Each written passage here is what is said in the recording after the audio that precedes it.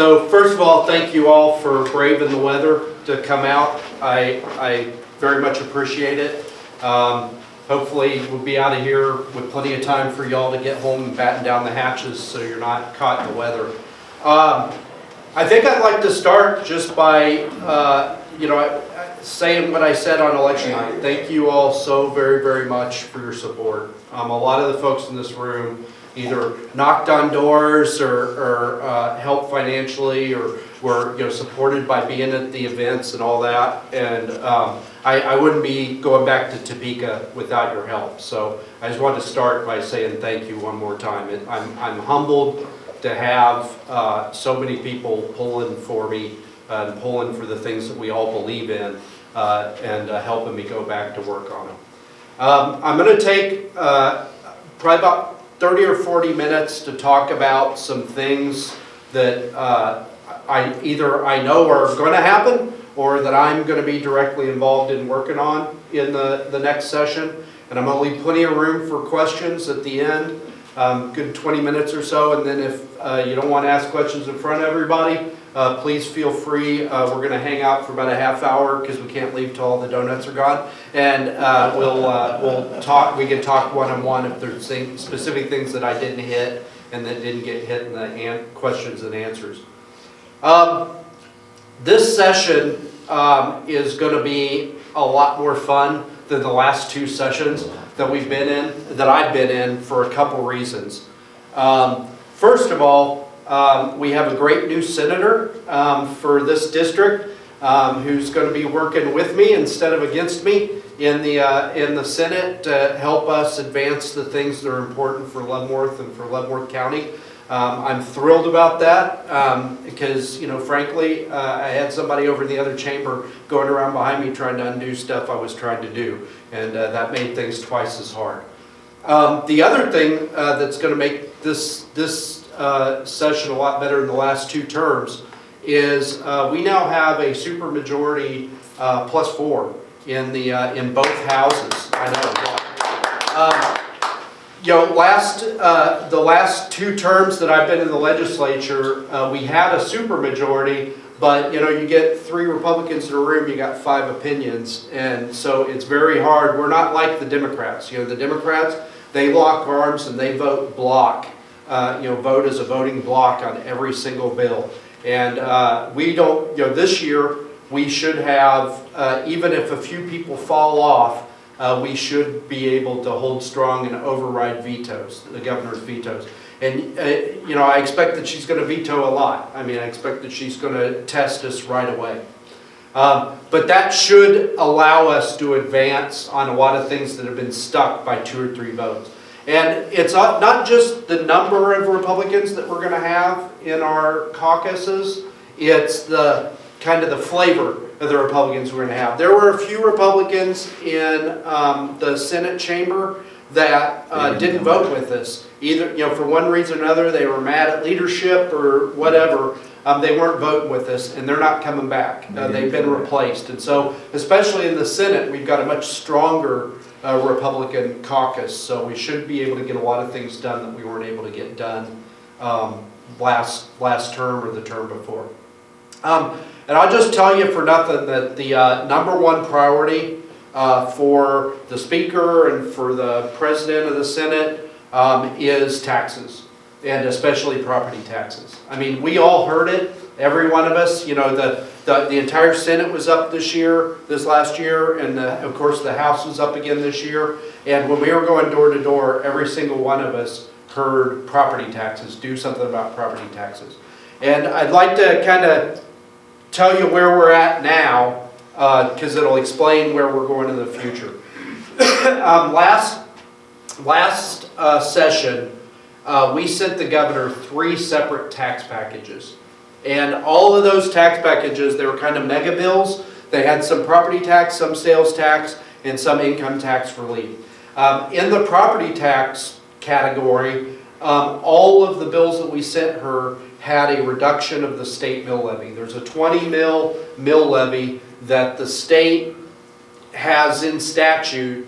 All the money ends up going to the schools, so it's not like the state's keeping it, but it's a 20 mill levy and it hasn't dropped in forever. And so when the property values go up by 10 or 15% a year, the amount of property taxes from that state mill levy that's going to the school districts is going up by 10 or 15% a year. You know, we get a lot of grief on this truth in taxation law that we passed in my first term, which I love, by the way, which requires that school districts, cities, and counties, if they want to raise your taxes, you know, by keeping the mill levy flat and letting the property assessor raise your taxes, they have to have an affirmative vote that yes, they want to raise our taxes. And if they don't vote affirmatively, then the mill levy automatically drops. And one of the critiques we get, especially from our county, is, well, you guys aren't holding yourself to the same truth in taxation. You're not doing that revenue neutral that you're asking us to do. Well, I agree. So let's go revenue neutral, right? Let's lower the property taxes at the state level as much as we raise the property, as the assessors raise the property taxes. And that would be about 4 mills. If we were to go down to the revenue neutral rate, that would be 4 mills, because that's how much it's gone up. The bills that we sent the governor over the last, over the last session, all had a cut to that mill levy, everywhere from like a half mill, which I wasn't too thrilled about, to 2 mills, which I was super thrilled about. I would have liked to even had a bigger number. And the governor vetoed all of those. And so she called us back into special session in June to pass a tax bill because she had vetoed all of our tax bills. Some of them unanimous in the House. I mean, we had every Democrat voting for, with us to do property tax relief, and she still vetoed it. And then they jumped on board with her, which is why we've got a new senator. So the number one thing I think that the House and Senate leadership is going to want to do this year is that mill levy cut. I am hoping it's 4, but I'll take whatever we can get. I think 2 mills is almost a certainty. I think 4 mills is very much a possibility. And I'm of the mind, hey, we gave her her best offer when we only had a 1 vote, plus 1 supermajority, and she turned it down. And we ran on it, and we came back with an even stronger caucus. She gets what she gets. That's kind of how I feel about it. But we'll see where we can get 84 votes in the House and 27 votes in the Senate. What appetite they have. And this is not about cutting the school budgets, because we're going to replace whatever we don't give the schools and property taxes with more out of the general fund from income tax and sales tax. The reason the governor doesn't want to cut the mill levy is because 20 mills multiplied times those valuation increases grows a lot faster than 16 or 18 mills grows with those valuation increases. Whereas that income tax, that money out of the general fund that we would give them would probably only grow with inflation rather than at 10 or 15% a year. So that's why she's vetoed them, and that's why she'll probably veto this one. But I think there's a lot of appetite for that this year. The other piece of property taxes that we may fiddle with, this year we sent her, in 1 or more of those bills, we sent her an increase of the amount of your house value that's exempted from the state property tax. Last year in statute it was like $45,000, and we sent her several bills that would have increased it to $100,000, which means basically the first $100,000 of your house value is hidden from property taxes at the state level, and then you start paying after $100,000 on the value of your house. She vetoed all those, and what we settled on with her in the compromise in the special session was $75,000.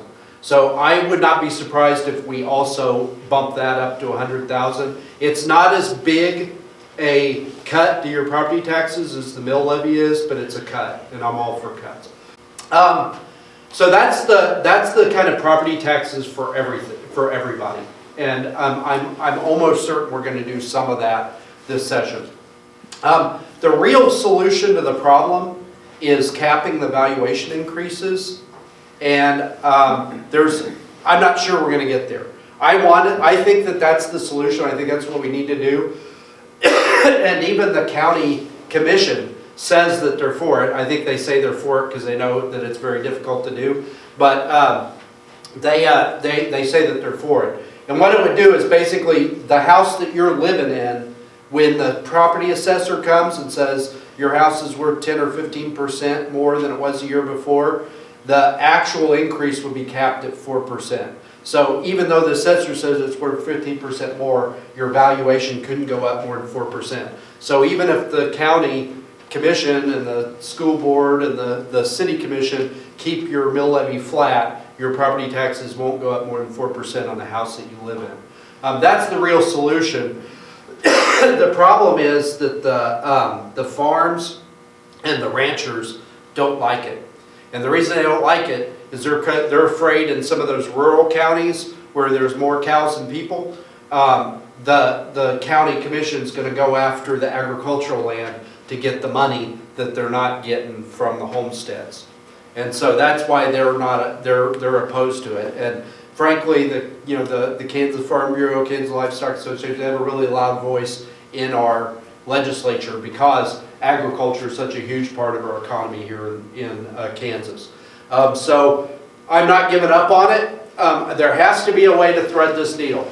I mean, I'm fine with capping 4% for every kind of land, commercial, agricultural and homesteads. There has to be a way to thread this needle, and I'm going to keep fighting for it. I just don't, I'm trying to be honest with you, I don't know if we get there this session because I think they're going to say, well, we've done our cuts for this year, when they do that 2 or 4 mill levy cut. But I'm not going to stop trying. The other piece of property taxes that I've been working on for you is for seniors and disabled veterans. Last year, at the end of the session, the regular session, we sent the governor a bill, House Bill 2096. It was like a conference committee report, so it had a bunch of bills stuffed in it. And 2 of the bills were my bills. One of the bills was for permanent, 100% permanent and total disabled, or disabled or unemployable due to disability, which is a special category. Basically, if you can't work, you were going to get a 75% exemption on your property taxes. And you'd still pay your property taxes to the county and the city and the school, but you'd get a rebate every year in your income tax rebate, a refund. You get a rebate of 75% of whatever you paid in property taxes. That was kind of a negotiated settlement. There was another piece in it which was sort of for everybody else. If you were a senior, 65 or older, veteran or not a veteran, it didn't matter. Senior, 65 or older, or if you were a disabled veteran, 50% or more disabled, it was a property tax freeze at the 2022 level. So basically, whatever your property taxes went up over what you paid in 2022, you would get back from the state as a rebate.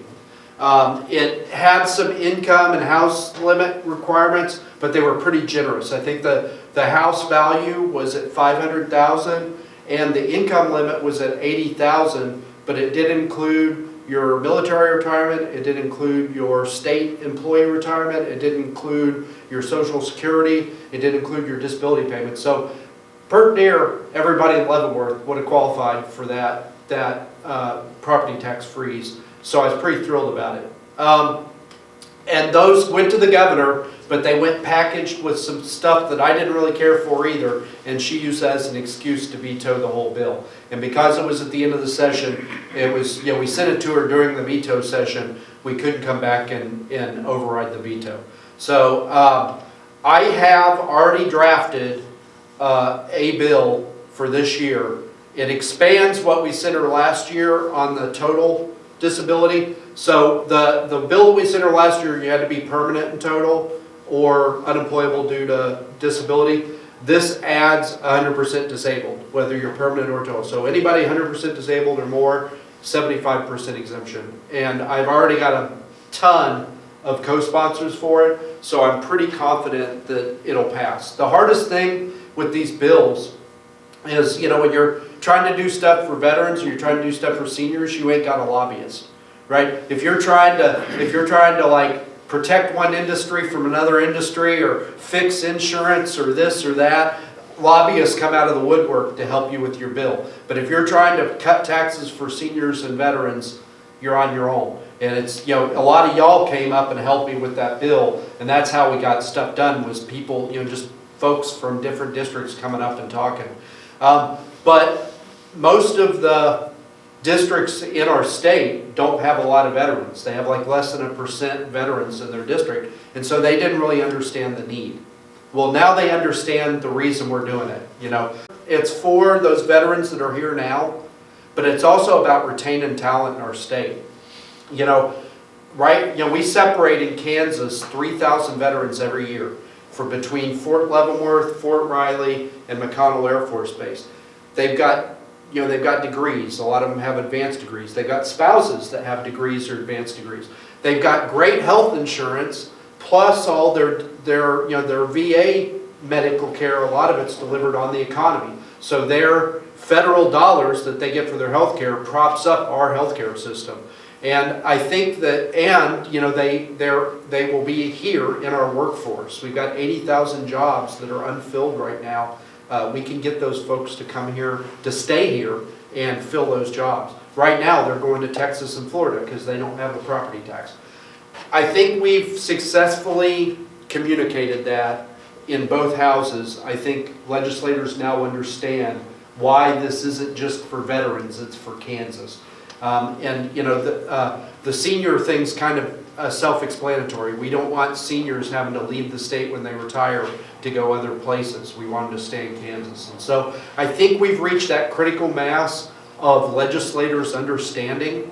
Now it's just a matter of getting it through the relevant committees and getting it to the floor of each house. Last year, during the special session when we were doing the big tax bill, I had an amendment that would have tacked this onto the big tax bill that we ended up, you know, that we negotiated with the governor. The tax chair and speaker came to me and said, hey, you can do that, and we'll all get up there and we'll all speak in favor of it, and we'll all vote for it, but then we have to take it back in committee and take it right back out because we have this negotiated settlement with the governor. This is all she's going to do. But they promised me if I held on to it, they would tee it up first when we come back into session this year. So it should be, you know, one of the first bills that we do in the committee. If you're not on my newsletter, leave your email, get on my newsletter so you can see. I'm going to keep you updated on my newsletter on when it's in committee, when it's on the floor, and all those things. But that's really kind of what we have in the hopper for property taxes. And I can talk about that more. I can talk about it, I can bore you to death about property taxes if I haven't already. If you want to talk more about that, I'd be happy to talk more about it in questions and answers when we get to the end. But that's what I envision happening on property taxes this year. Because believe me, you don't have to shout anymore. I mean, we have made it clear to the leadership that is the thing that people are most upset about. That's the thing that we need to fix here in Kansas because we're driving people out of the state. I'd like to take a minute to talk a little bit about the Elections Committee because I'm going to be returning as the chair of the Elections Committee for this next term. There's really two things that the Election Committee does.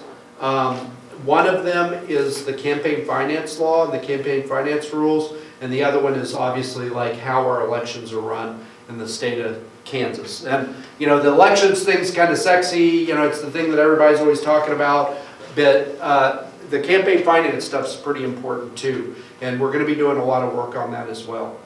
In the campaign finance realm, there's kind of an insider newspaper. It's called the Sunflower State Journal. I don't know how many of you, I'm sure some of you are subscribed to it. There was a letter in, or there was an article in the Sunflower State Journal either today or yesterday about a court decision on a group called Fresh Vision OP.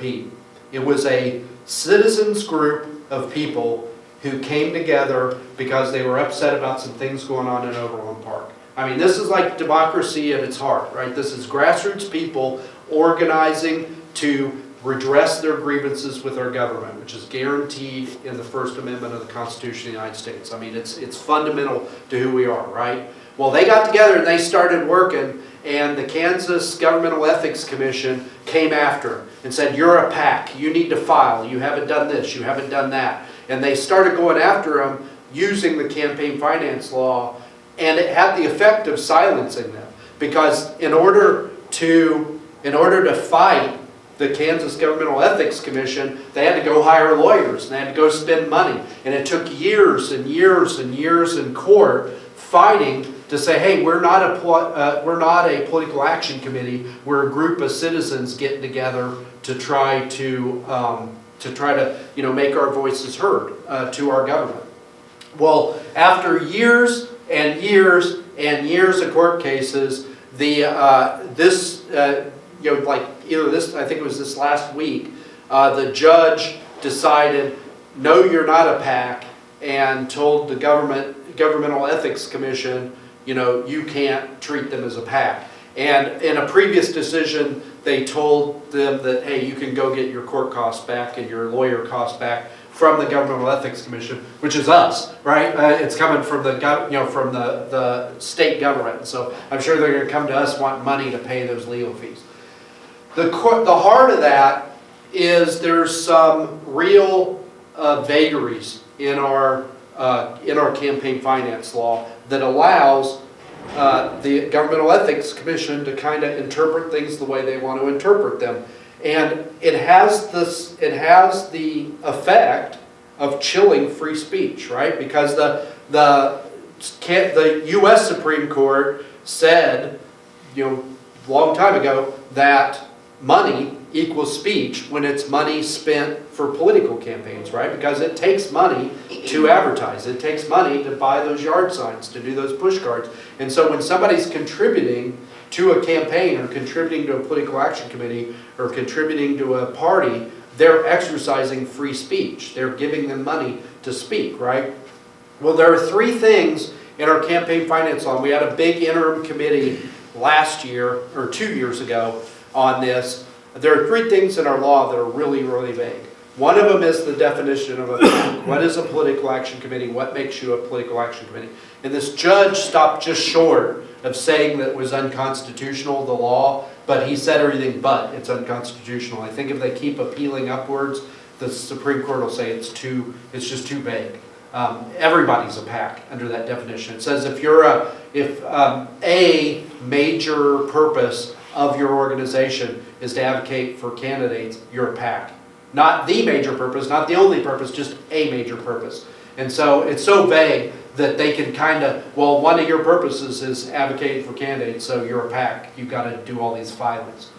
The second thing is it's called giving in the name of another. The governor has turned this into an art form, right? So the Kansas Democratic Party, when you max out with the party, they've got this thing called Victory Fund 1. And you can give to that until you max out. And then they got Victory Fund 2. And so basically what they do is they just have this kind of daisy chain of bank accounts that you can keep giving money to. And if you max out the governor, you can start giving to those accounts, right? And the law that governs that's so vague that it basically no longer exists. And so that's another law. And then the final one is coordination. The law says that if you're a political action committee, you can take money and you can advocate on behalf of a candidate, but that you can't talk to that campaign, right? Because otherwise, you'd have, Pat Proctor for Kansas, feel free to donate, there's envelopes over there, but then there'd also be Pat Proctor for Kansas PAC, and I could take unlimited money over there in addition to the money that I'm taking in my campaign account, which would basically just blow up all the donation limits. And so those three things in the campaign finance realm, we're going to be working on in the elections committee. And I know it's not the sexiest thing, it's not the thing that makes the news, but it probably will make the news this year because we're messing with money to parties, and that always makes the news. And so I just wanted to explain to you what it is, so when you see it in the paper, that's what it is. If you have more questions about it, or you can talk one-on-one or in the question answer. But the other thing the big thing that we do in the elections committee is Kansas elections. And I got a lot of things that I want to get done this year, things that came up in the 2024 election. The biggest one is non-citizen voting. Anybody who tells you that non-citizens aren't voting in Kansas, they're just lying to your face. Because the truth is, we don't know if non-citizens are voting in Kansas, because we don't really have any good mechanisms for scrubbing, for preventing them from registering in the first place, or scrubbing the voter rolls once they register to get the non-citizens off. There are really no statutory mechanisms for doing that. If you saw during the election cycle, there was a big fight over Virginia. The Virginia governor was going to remove 6,000 non-citizens from the voter rolls, and the Democrats were screaming bloody murder because that's their base, and so they didn't want him removed. Well, he was able to do that because there's a statute that says Virginia governor, whether you're Glenn Youngkin or whoever else, Democrat or Republican, you will talk to the DMV, get their collected citizenship data, because when you go get a real ID, you have to prove, who you are with a birth certificate and all that, and you have to, if you're not a citizen, you bring in your resident alien stuff so that you can prove that you're here legally, and he has to do that. That's in statute. That's in Virginia statute that he has to do that. Well, we don't have anything like that in Kansas. And so, to me, that's an easy fix, right? The DMV has already collected the data, and right now, informally, after several years of work, Secretary of State Scott Schwab has gotten them to share that data with the department, the Secretary of State's office. But it's just a handshake. There's nothing that says that the next director of the Department of Motor Vehicles comes in isn't going to say, no, we're not doing that. And then they can't do it anymore and they have to start all over. So we're going to put that in statute, that they have to do that checking. And there's some other kind of data sources that also collect citizenship data that I want us to use to scrub our voter rolls. There's this database called the SAVE database, which when you go to get food stamps, TANF, which is welfare, several other kind of benefits, government benefits, they collect your citizenship data. So they know if you're a citizen or not. Let's have the Secretary of State check that database against our voter rolls and find people who are not citizens on our voter rolls and take them off. Another one is like your credit information. And this one's a little more controversial. I'm going to have a hearing on it. We'll see where people are on it and see if we want to do it. But your credit rating, with Equifax and TransUnion and all these different credit rating agencies, they know if you're a citizen or not. And anybody can pay to subscribe to look at that data. So an idea, and again, I'm not 100% on this one. I want to have a hearing on it and see if there's any second and third order consequences that I'm not thinking of. But an idea that's bubbling up is, let's just pay to have access to one of those databases. We can do like a bidding process and get the cheapest one, and then let's compare it to our voter rolls and see if we've got non-citizens on our voter rolls. Now, we tried to do something like this on the front end several years ago when Attorney General Kobach was our Secretary of State. He tried to do a citizenship verification up front, and it got struck down in court because there's a National Voter Registration Act, NVRA, which supersedes state law, which says these are the things that you're allowed to ask for when you're doing the federal form. And they said basically, Kansas, you can't add to that. But Arizona made the same requirements for the state form. And anybody who fills out the state form, they can add that requirement. So there may be some ways on the front end to do it. They're probably going to require a little more work than we've got time for in this very limited session. We may work on it next year. But for now, we're looking at on the back end, after people are registered, let's scrub the voter rolls and find any non-citizens and remove them. Because right now we don't know. We do not know if non-citizens are voting or not because we're not really looking. You have to have some due process, right?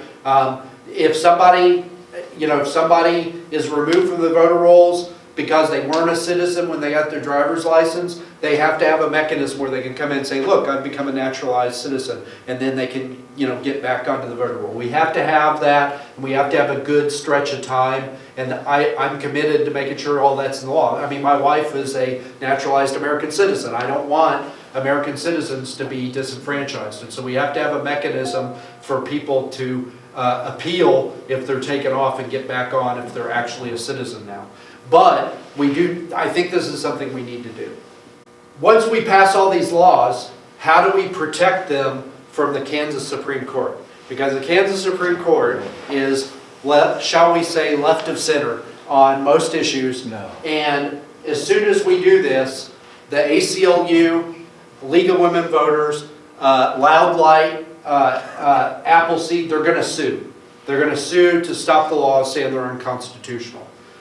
Well, interesting fact that I didn't know until I started wading into this, it doesn't say anywhere in our Constitution or in Kansas law that you must be a citizen in order to vote.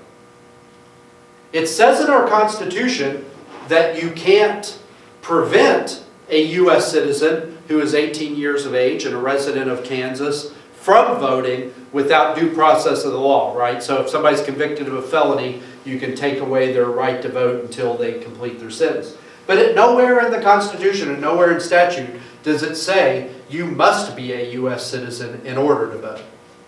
Now, at the federal level, there are statutes that say you have to be a U.S. citizen to vote in federal elections.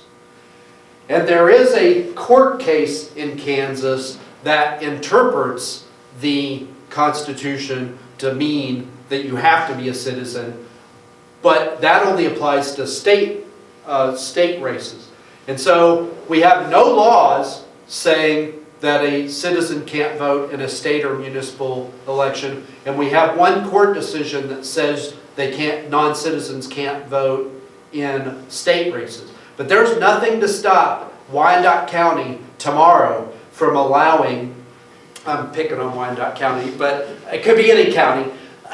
There's nothing to stop the unified government of Wyandotte County tomorrow from saying non-citizens can vote in unified government elections. And they can start tomorrow if they pass the ordinance. There's no law, nothing in the Constitution. And it'd go to court, and maybe we'd get a decision, or maybe we wouldn't, because our Supreme Court's a little left of center. So what we really need, once we start putting in place these laws to scrub our voter rolls, is we need protections in the Constitution for those laws. And so the other thing that I'm going to be working on this year is a citizens-only amendment to the Constitution. And it only changes a few words, right? Because the way the Constitution's written right now is like you can't deny a citizen the right to vote. It just needs to say only a U.S. citizen, 18 years of age, and a resident can vote. So that we're going to work on that this year. Hopefully we'll get it on the ballot for 2026. So you will have the right, you'll have the ability to vote on that amendment when it comes to the, when it comes November of 2026, you'll be able to vote whether you want that added to the Constitution. This has been done in 8 other states, and it sailed through. It was very bipartisan, because even sane Democrats believe that non-citizens shouldn't be voting in our elections. There's one other piece of kind of foreign influence that I want to talk about really quick, and then I'll kind of open it up for questions, because I could also talk about elections forever. So there is federal law that says, and state law as well, that says that if you're a foreign national, you cannot contribute money to a candidate election. And we've actually had this come up in some local elections. It was several years ago, but we had a city candidate that took money from family that was not, where they were from the Philippines or something overseas, and it got caught, and he had to pay the money back because it's against the law for a foreign national to contribute to our candidate campaigns, because we don't want Russia buying the presidency, or China buying the presidency, or the governorship of Kansas, or whatever, right? It's self-evident. I mean, I think it kind of explains itself. But there's a loophole in the law that allows foreign nationals' money to be used for constitutional amendments. So there's really no campaign finance law governing constitutional amendments and campaigning for or against constitutional amendments that are on the ballot, like the citizen-only voting amendment, which is why I think it's really important that we fix this right now.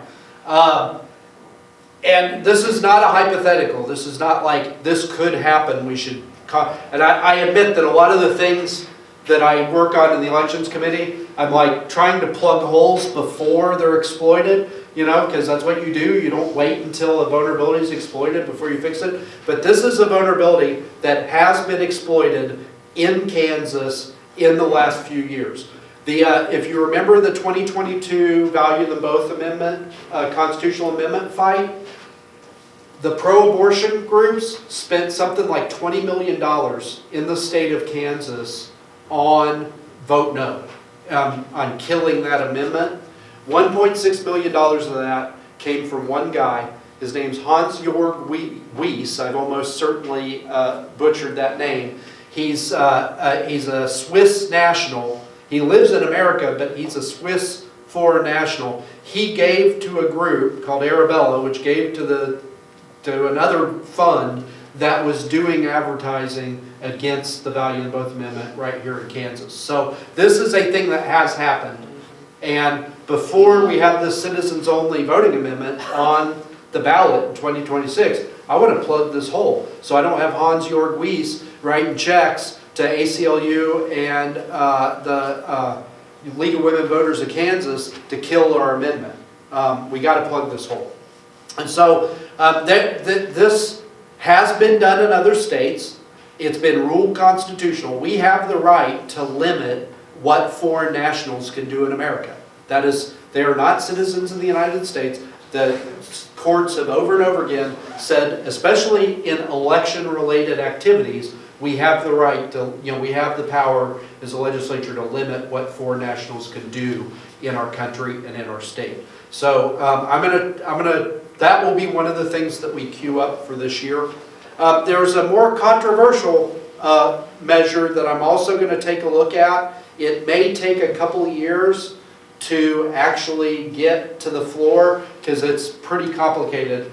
But I don't think that communist China or Russia or Iran should be able to spend money lobbying our state government.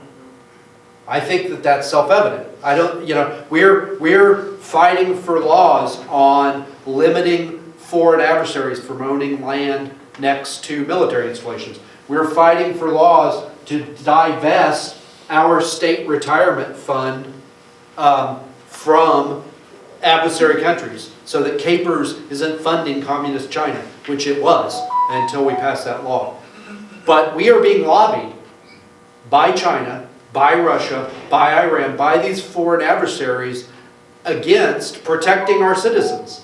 And to me, that's outrageous. And we should cut off that revenue stream. They should not be able to pay to lobby state government. It's really, really, really contentious because China spends a ton of money. I mean, I'm just being honest with you. China spends a ton of money, and they spend a ton of money on lobbyists. And so they're going to fight me tooth and nail. But I think that protecting our form of government and it's not just about protecting our form of government. It's about your confidence and the confidence of Kansans that we're not being bought and paid for by China and Russia and Iran and these foreign adversaries and North Korea. I mean, I think that is a self-evident public good for this law. And so I'm going to be working on it. Like I said, it's very sticky because you don't want the disclosure laws to make it impossible for regular citizens to lobby, right? If I'm Fresh Vision OP and I want to lobby the government and stop them from letting counties do chip and seal or whatever, I should be able to do that without my involvement being disclosed. I'm a private citizen, I'm not a public citizen. If I want my government to be lobbied by a professional lobbyist to stop something, I shouldn't have to reveal my identity. So you wanna do things that stop this foreign adversary money from coming into the state without infringing on the First Amendment rights of Kansans. And so that's why it's so sticky, but I'm going to be working on that. I'm going to stop now, because like I said, I could talk about this stuff for 2 days and answer any questions you have. On that election thing, what are you doing about election day? Counting votes by hand over? Yeah. I have been trying since I got in the legislature, and really trying since I've been the chair of the elections committee, to repeal the 3-day grace period. There's a law in the state of Kansas that says for 3 days after the election is over, after election night is ended, we keep taking mail-in ballots. And it was well-intentioned, you know, the idea was, well, the mail might be slow, the person put their ballot in the mail on Friday and it got held up, let's give them a few extra days to bring it in.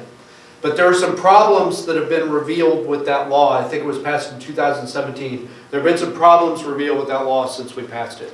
The first one is a voter confidence issue in my mind. After the 2020 election, people get awfully darn suspicious when they're told on election night that this person won, and then they're told 3 days later, no, this person won, right? And they whether shenanigans occurred or not, people suspect shenanigans. So we can just stop that now if we do away with the 3-day grace period. But the other data point that we haven't had all the other times I've tried to repeal this, that we have now, is because we continue to take ballots after election day, they have to be postmarked so that we know that they were put in the mail before election day. Well, what we're discovering is that the post office doesn't postmark ballots if they don't have a stamp on them. A lot of counties, they have prepaid postage for their ballots, and so you just stick it in the mail, you don't have to put a stamp on it, and the post office, the postmark is to cancel the stamp. It's not for us to count elections, it's to cancel the stamp. If there's not a stamp on it, the post office isn't postmarking it. And so it shows up 2 days after the election, it doesn't have a postmark, so we don't know if it was voted before election day, so we're not counting it. And the Secretary of State, because I've been screaming about it so long, the Secretary of State was kind enough to, during the primary, pull all of the counties and find out how many ballots had not been counted because they didn't have a postmark. I've been to a bunch of election offices, and so I knew it was going to be a non-zero number, but in an election with a turnout of only 17%, 2% of the mail-in ballots were not counted because they arrived after election day without a postmark. So 2% of mail-in ballots in a primary election weren't counted. In the primary, that was only 1,000 ballots, but you know, you kind of do the straight line progression for the general when you have a turnout of 60-some%. It's probably, you know, several thousand ballots that weren't counted. We should be getting the data later this year, hopefully before the session starts, so I've got the ammo. But that, just think about that for a second. We told that voter, hey, as long as your ballot shows up 3 days after the election, we're going to count it. They got it in the mail on time. It got to the election officer on time. So nobody did anything wrong at the election office or with the voter. They did everything right, and we're still not going to count your ballot because the post office didn't put a stamp on it. The solution from League of Women Voters and the solution from ACLU is, well, we need to fix the post office. Okay, yeah. Well, first of all, I don't work for the federal government. I work for you, and I can't fix the post office. But second of all, people have been trying to fix the post office since they established it, and it's still broke. So I don't think we're going to fix the post office, but we can fix this problem right now if we just repeal the 3-day grace period, make election day, and we stop taking ballots once the polls close.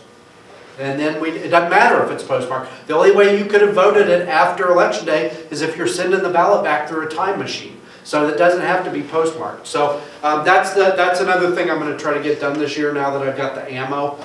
It's been vetoed every time I sent it to the governor, and we haven't had the votes. But I think with this additional data, and then God bless my Republican colleagues. A lot of people that are with us on a lot of things, on most things, they voted against overriding the veto because they thought, well, rural voters, they need that extra time. Well, what we're finding is rural voters are most frequently disenfranchised because they've got the smallest post offices that don't have time to postmark extra ballots that don't need postmarked, because of a stamp. And so I think that we finally kind of got the ammo now to get that done. But thank you for bringing that up. Yes, ma'am. One of the governor's priorities is Medicaid for all, and I know it's called something else, but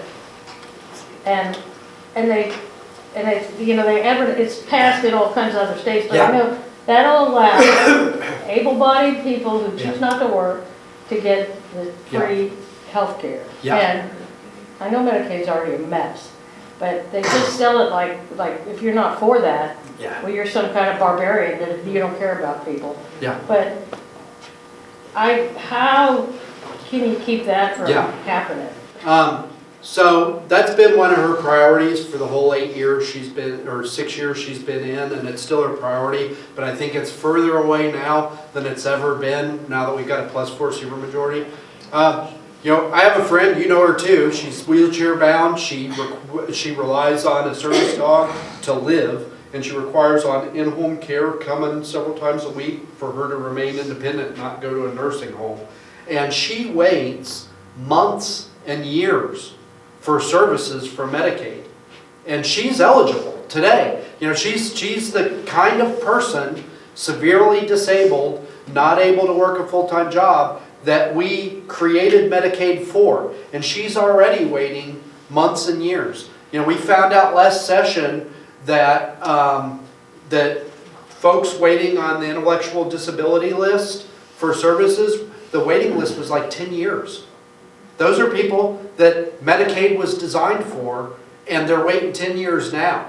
Now, we've passed some laws to try to put some more funds into it, to try to shorten the waiting list. But as you can see, Medicaid's already barely afloat, right? Barely working. And now the governor would like to add 300,000 able-bodied adults who choose not to work to the voter, or are working for, working for below poverty line, to the list. I have compassion for folks, but we have, first of all, we have the medical insurance exchange, that came with Obamacare, that is designed for most of those people. They can get online and they can get free or heavily subsidized insurance. And if we expand Medicaid, those eligibilities go away and they get stuck on Medicaid in that big long line with all the people who are already on there. But fundamentally for me, what got me into politics 5 years ago and change, was bringing back Leavenworth, bringing the economy back in Leavenworth. And a big part of the problem that we have here is we've got a huge population of people that are living in the system, that are either in food stamps, or disability, or this or that, that could be working, but the benefits that they're getting are just lucrative enough that they keep them trapped. Yeah. Not lucrative enough that they can be living well, or that they could, have hope for the future, but well enough that they can survive. And now a lot of them are doing stuff on the cash economy to augment that, which creates a lot of other problems with crime and things like that. But we've got to get those folks out of the system and back into the economy if we want Leavenworth to come back. And the last thing that we want to do is throw another chain over their back, another enticement to stay in poverty and stay trapped in the system by doing Medicaid expansion. And so fundamentally, I'm a no. And it's not because I hate people or I want them to be sick and not have health insurance. It's because I want people to get out of the system and start growing their lives, growing their families, growing their futures, I don't want them trapped in government dependency. And I'm not talking abstract here. I live in North Leavenworth on Kickapoo, right off of 7th Street. I'm talking about a lot of my neighbors here. And it breaks my heart that I am forced to participate in the system that's keeping them poor. And we need to dismantle that system and create an off-ramp for them to get out of it and back into the economy, growing their lives. So, to your fundamental question, I don't think it's going anywhere. It didn't go anywhere when we had a +1 supermajority. It's definitely not going anywhere with a +4 supermajority. You mentioned a couple of years ago the Missouri River Bridge, and that got on the funding list or whatever. Yeah. Two questions. One, what's the status of that? Yeah. And what do the studies say about how a bridge like that is going to impact Leavenworth economically? Yeah, no, great question. So the last question first, getting that bridge finished will be huge for Leavenworth, because supposedly we've got a commitment from MoDOT. Once we have a 4-lane bridge, they're going to do 92 4-lane out to 29. So now we've got a connection to the Kansas City Metro, which is the big excuse that you hear from local government about why we don't have more industry, is we don't have a high-speed connection to Kansas City Metro. Well, we have a 4-lane highway that goes all the way to I-29, so pick a new excuse. That's that's a piece of the economic impact, is you're more likely to get these industries up here on the north end, of Leavenworth County, as opposed to down near I-70, if you have that high-speed connection to I-29. Where the economic development really needs. Exactly. And the second piece is, and you know this better than I do, Fort Leavenworth is the #1 customer for KCI. And so having a easier route for for folks that are going TUI that would have to go to Kansas, or coming TUI or going TUI, having would just be better for folks that live here. To the first question of when, so I think it was either September or October, the Commanding General of Fort Leavenworth hosted this, it was his second annual kind of community forum where he invited state and local leaders, military leaders from the installation and the region, all to Fort Leavenworth to kind of do this greater Fort Leavenworth community meeting. And that's where we found out that they weren't going to knock down all the historic homes on post, which I'm really jazzed about. But they also brought the Secretary of Transportation there to give an update on the bridge. And what he told us is that they have been working since I got it on the off of the unfunded list and into the design pipeline. They have been talking to all the people that they have to get rights of way from, because that bridge goes over a national waterway, which means you've got the National Department of Transportation. It goes over rail, which means you've got the railways that you've got to work with, and it also goes over some state land in Missouri and Kansas. And so they've got to get rights of way in order to start building, right? Because they're going to have to close those at certain periods during their construction. So they're doing that right now, and they expect that now in September they said 24 to 30 months. So if you do the math, which I try not to do public math, we're probably like 20 to 26 months. They will be breaking ground on that bridge. So we're talking about 2.5 years. Yeah. So and it's going to be a disruption in the short term, because for a period of time people are either going to have to go down to Highway 5 or Atchison to get across the river. But what they're telling us is that they're going to keep the existing bridge standing while they're building the 4-lane bridge next door. North or south? My understanding is they're building it to the north of it. Okay. And supposedly they have room, so they're engineers, so I'll take their word for it. But they're going to build it right next to. Look into the water plant there. Yeah, there you go. Yeah, just drop your garbage over the side. And then once they've got the 4-lane built, they're going to drop the old bridge. They're going to demolish it. And so we'll end up with, I guess they're going to kind of come in at an angle, I guess, to bring it into. I don't know. I imagine they're going to smooth out that jog you know, on down 92, I don't know. They're still in the design phase right now, so I don't know exactly what it'll look like. They've had a couple of public meetings here that are kind of open houses. I'll try to get that in my newsletter, so if you want to come ask them yourself You what need they're to thinking. publish like a map of a Yeah. proposed route so Yeah, people can see. Yep, as soon as I got one. Yeah, So, okay, yeah, yeah. as soon as I got one, I'll get it in there, and I'll try to, and there's a website you can go to. In a future newsletter here before too long, I'll put it in there again where you can go and you can kind of see where they're at. So Pat, this is a done deal, right? Yeah, we are getting the bridge, we're getting the bridge, we're just, they're securing the rights of way and everything. All right. So, I'm gonna stop there, so that we can eat all these donuts, so I don't have to take them home. But I'm gonna be hanging out here for a half hour or until everybody's done talking. The weather's not supposed to come until 2, so you got a little bit of time. But thank you again so much for taking your Saturday to spend with me. Looking forward to